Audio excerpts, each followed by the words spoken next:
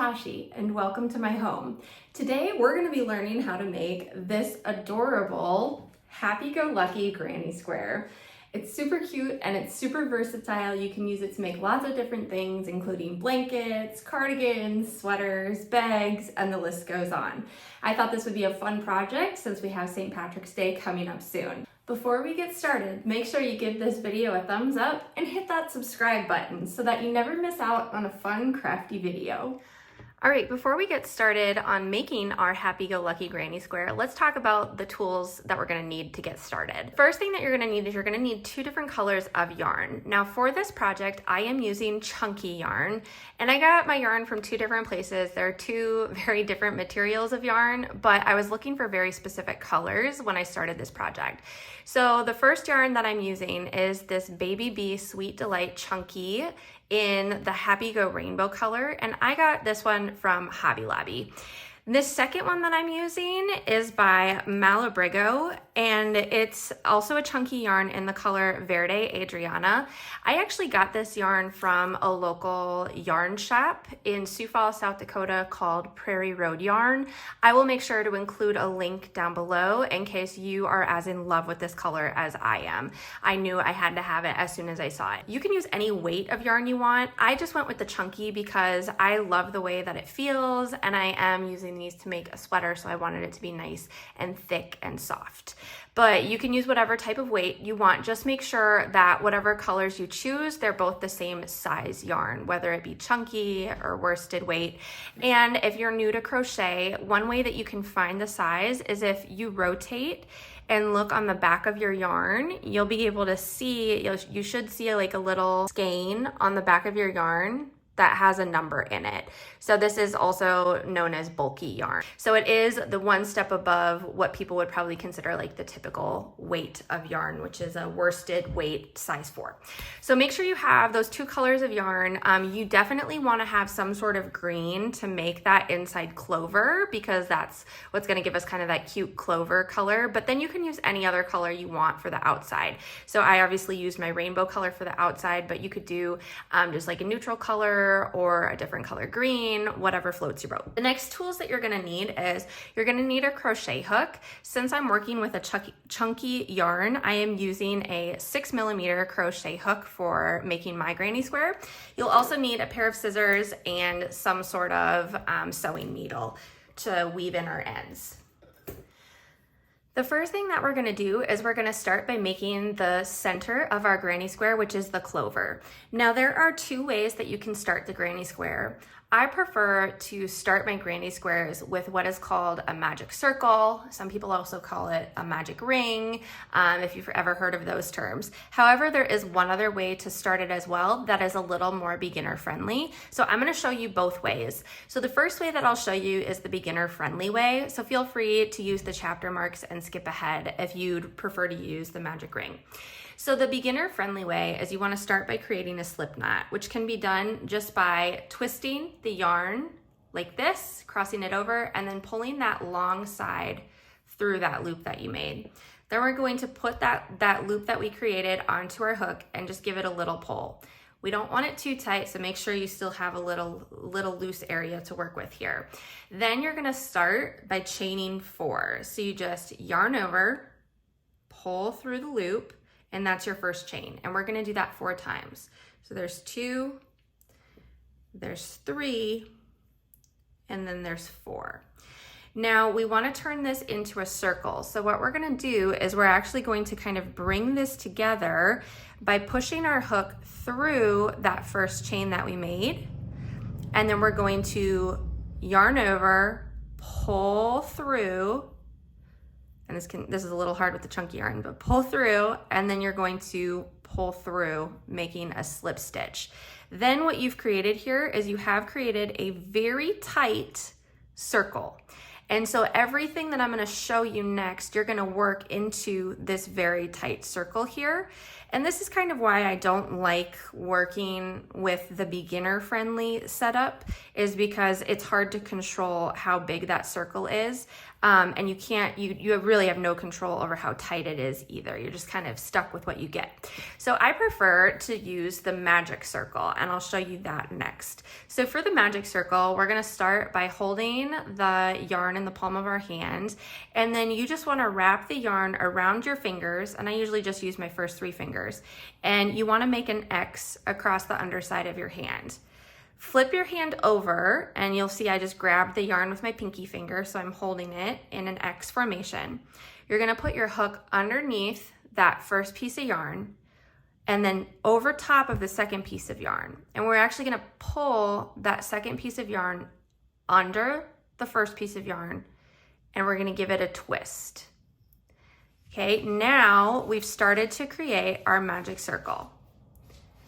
So when you pull it off the yarn, you're gonna see it wants to untwist, but make sure you keep this twisted, because what we're gonna do, and I usually just pinch right at the top here, what we're gonna do is we're going to make a slip stitch to hold this all together. So you're just gonna yarn over, pull through, and then you can let it go and it'll stay in place. And this is our magic circle. And we wanna make sure that this tail, everything that we crochet should be going over the top of this tail. And I'll show you what I mean here when we do the next step. Now we're going to go ahead and start crocheting our clover. So basically our clover is a series of double crochets and chains. So we're gonna start by doing a double crochet. To make a double crochet, you're going to yarn over, and then you're going to go through the center of your magic circle. You're gonna pull up a loop. So you should have, at this point, this is my cat, hello Kevin. So at this point, you should have 3 loops on your hook. Now you're gonna wanna yarn over, pull through only the first 2 loops, and you wanna make sure that you keep this kind of loose, especially if you're working with chunky yarn. Otherwise it's gonna be hard to pull through those loops. So yarn over, pull through 2 loops, and then you'll do that again, yarn over, pull through 2 loops, and then we'll have just the 1 loop left on our hook. That was our first double crochet. Now we're going to chain 3. So we'll yarn over, pull through, that's 1, yarn over, pull through, that's 2, yarn over, pull through, that is 3. Now we're going to start repeating a pattern. We're going to do 3 double crochets, 3 chains, and we're going to do that 3 times. So we'll start with our 3 double crochets. So again, to double crochet, you yarn over, stick it through the center of your magic ring, pull up a loop. You should have 3 loops on your hook. And you'll notice that with this first starting part, it tends to like to twist around the hook. So I kind of just use my pointer finger to make sure it all stays where it's supposed to stay. Yarn over, pull through 2, yarn over, pull through 2. And we're gonna do that 2 more times. Yarn over, go through your ring, pull up a loop, yarn over, pull through 2, yarn over, pull through 2, and 1 more time. Yarn over, go through the loop, pull up a loop, yarn over, pull through 2, yarn over, pull through 2. That's the first part of our pattern. The last part of our pattern here is we're going to chain 3. So yarn over, pull through, that's 1, yarn over, pull through, that's 2, yarn over, pull through, that's 3. We're gonna repeat that 2 more times, and what we're doing is all of these chain 3s are creating these corners, these empty corners here of our clover.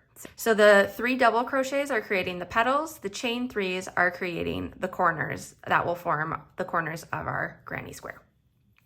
So we will again do 3 double crochets. There's 1, there's 2, there's 3, and then we'll chain 3. Chain 3, 1, 2, 3. Now you'll see I'm starting to run out of the tail on my magic circle.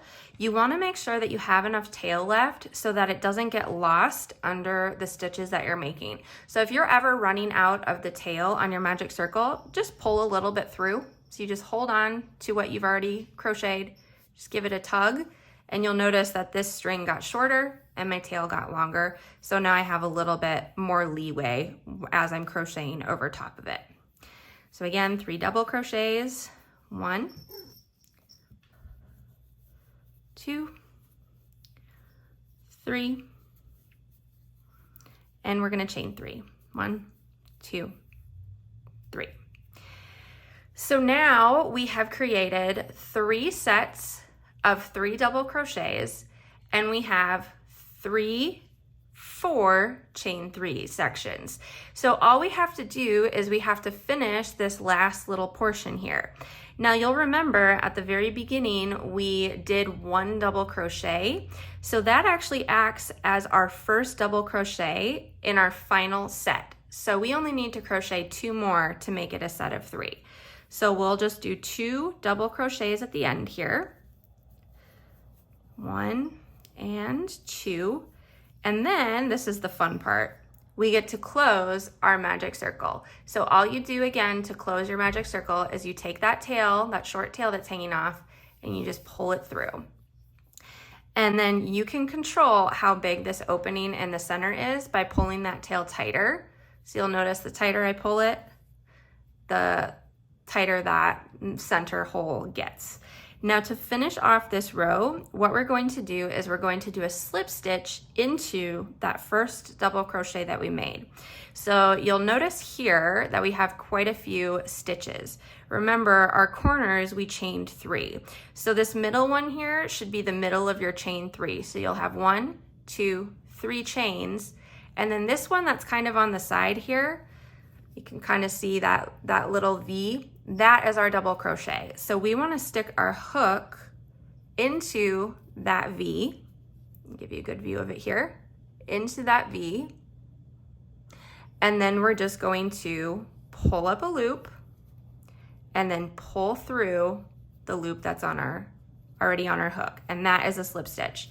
Now we are actually done with that green color, so we can clip it off, leave a little bit of a tail for weaving in later. And then we're going to move on to our beautiful rainbow color. So this next part can get a little bit tricky just with all of these tails hanging down.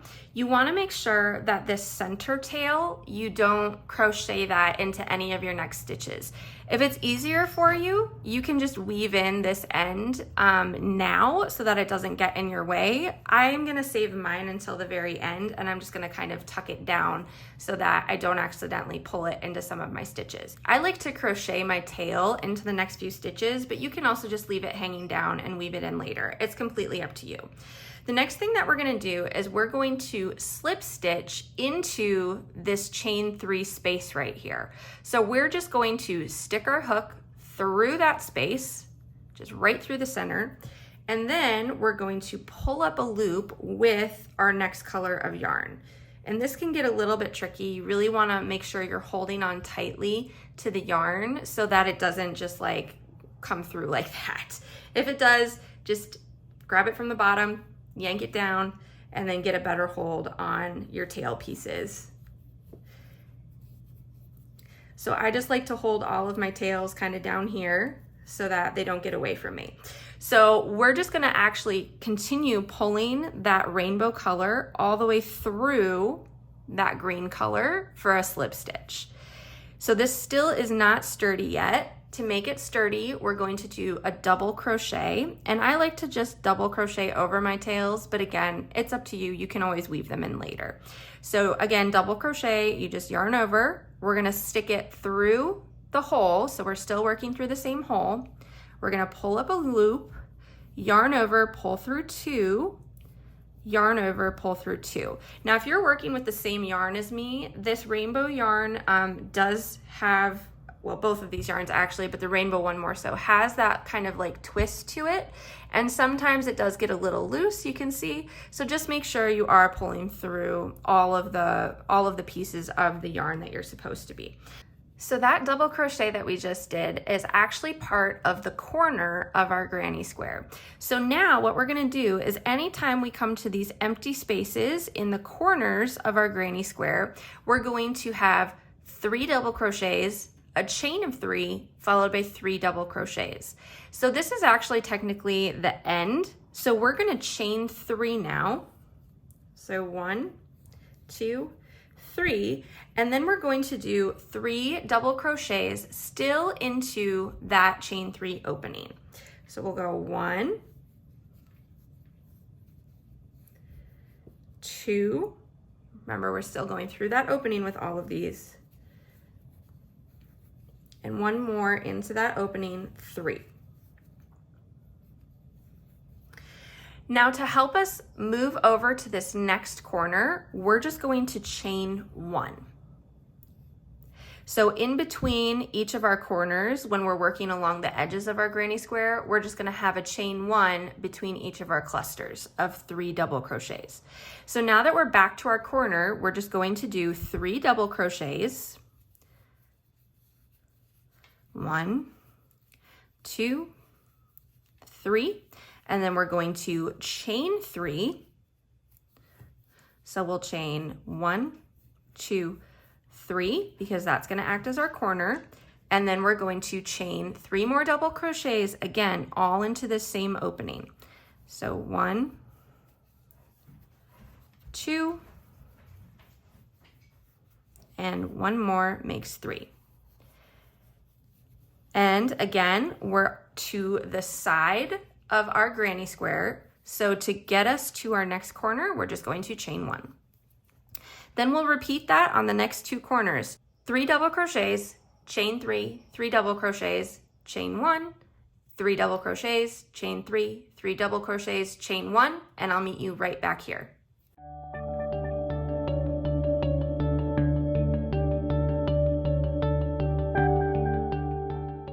Okay, I just finished the last 3 double crochets on that last corner. So now I'm going to chain 1 and I'm back to the corner I started in. Now remember, we started with a double crochet. So now I just need to finish my set of 3 double crochets. So I just need to do 2 more double crochets into that corner space right there. So we'll go 1, and you do kind of have to wrestle the yarn a little bit in the corner, but there's 2. And then we'll do the same thing to finish off this round that we did with our green yarn. We're just going to do a slip stitch into the double crochet. So remember, these are our 3 chain spaces. This is our double crochet. So we want to make sure to stick our hook through that double crochet, and then we'll just do a slip stitch. So we'll just pull the yarn through, pull the yarn through, and now we're ready for our next row. For our next row, we're still using the exact same color, and this is going to work exactly like this row that we just did worked. So that means that in each corner, we're going to have the 3 double crochets, chain 3, 3 double crochets. The only difference is now we have another little gap right here. So I'll show you what we do when we get to that gap. So to get us started on this corner, remember, we're just going to do a slip stitch into this space, and then we're going to do a double crochet. Yarn over, stick it through the center of that space, pull up a loop, yarn over, pull through 2, yarn over, pull through 2. So that is one of our ending double crochets. So now we're just going to chain 3, 1, 2, 3, and we're going to do 3 more double crochets into that space. So 1, 2, and 3. Now, just like we did on the last round when we ended our corner, we're going to chain 1. But now, obviously, we're not to our other corner yet, but we are to this space that's right in the center of our granny square. So in this space, we're actually going to do 3 double crochets. So we'll go 1, 2, and 3 right into that space, and you probably guessed it, we will chain 1, and now we are to our next corner where we will continue the pattern of 3 double crochets, chain 3, 3 double crochets, and you're going to continue this all the way around. So once you finish this corner, you'll chain 1, and then you'll do 3 double crochets into the middle space on the other side. So just continue with this pattern until you get to the end, and I will meet you there.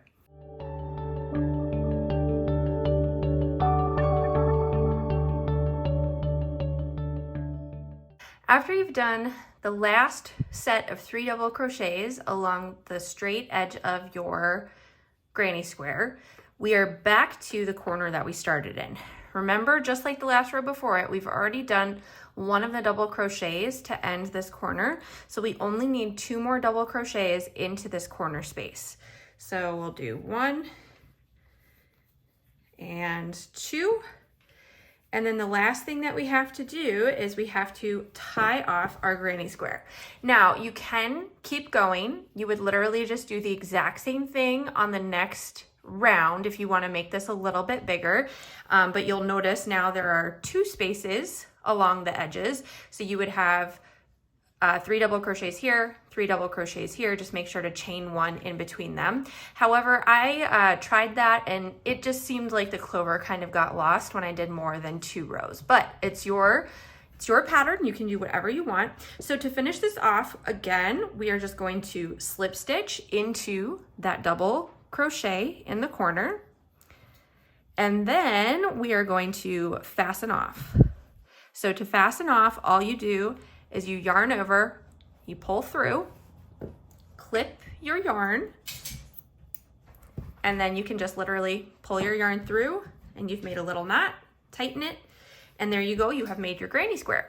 The last thing that we have to do is we have to weave in all of these ends. There are lots of different ways that people do this, so you can kind of do whatever works for you. I like to start with the center, and I always make sure that my center is closed nice and tight by giving the yarn a little tug. Now you want to make sure that when you weave in your end, you use your needle and you go the opposite way that the yarn is going. So you can see the yarn is coming out this way. So I want to send it back that way to make sure it stays really secure. However, don't go into the same stitch the yarn is coming out of because that'll just undo your work. So instead, you want to skip over and maybe go to like the next strand of yarn. And I usually just kind of stick my needle through. I'll thread my yarn on. And obviously you can thread it on before you stick it through too. And then you just pull it through. And I just like to go around when I'm making these granny squares. I usually go around maybe once. Always make sure also that you're only going through the back layer and that you're not poking out the front layer. You can just flip your work over, and if you see your needle, then you're going through both layers of yarn. So you wanna undo and try again. You'll kind of get a feel for it as you continue to do this. Oops. And of course I lost my yarn in that one.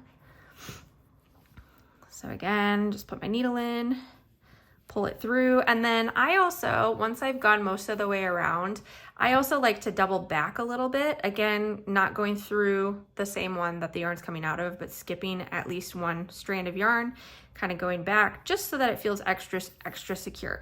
If you want even more assurance, one other thing you can do is you can take like one of these other strands and kind of weave it and hide it down. And so it comes out next to this piece of yarn, and then you can kind of tie them in a knot. Sometimes I do that, but with this chunky yarn, it tends to stay pretty well. So once you've woven it in to your liking, then you can just give it a snip as close to, as close to the granny square without cutting the granny square as you can. And then once you've woven in all your ends, you will have your finished granny square, and it'll look something like this. Now, to get these sides even and to make sure you have a perfect square, you will want to block your square, and I have a video that you can take a look at right here all about what blocking is and kind of how to do it. It's just a short, so it's nothing super in-depth, but it'll give you a good idea as to how you can block your work so that you have perfect granny squares for your project. And that's our tutorial. I hope you guys learned a lot, and I can't wait to see what you make with your leprechaun happy-go-lucky granny squares. Make sure that you post pictures online and tag Tashi at home so that I can see all of your beautiful creations. See you next time.